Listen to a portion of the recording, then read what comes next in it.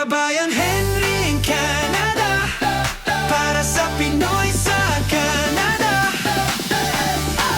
Sa Vancouver nagsimula, kwento niya'y lumipad.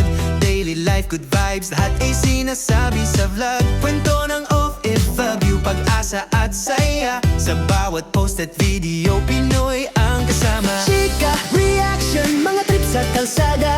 Pinoy sense of humor, dala kahit malayo sa bansa. Sa bawat kabayan, ramdam ang pagkalinga. Parang kapatid na nandyan lagi sa ating mga Pinoy sa Canada.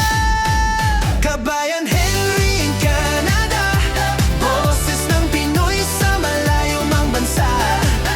Facebook, YouTube, Instagram o TikTok, buong komunidad laging kasama sa bawat araw at bawat lakad. Kabayan Henry in Canada, kwento ng buhay, saya at pag-asa.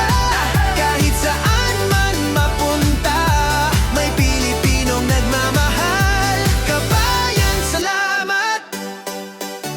Yeah, yeah, yeah! Hey! Reels at IG, kita ka sa komunidad. Kasama sa mga kainan, tawat simpleng ligaya. Pinoy pride sa bawat content na ginagawa. Hinahatid ang puso ng Pilipinas kahit saan ka pa.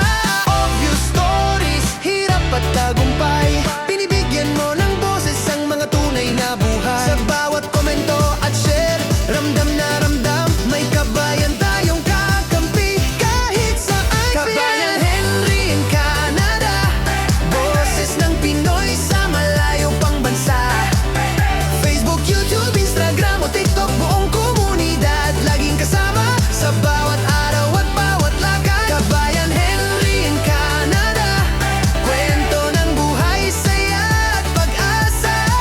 Kahit saan man mapunta, may Pilipinong nagmamahal. Kabayan, salamat! Kahit malamig ang hangin, init ng Pinoy ang dalhin. Sa bawat kwento mong bitbit, mas nagiging magaan ang pag-alis.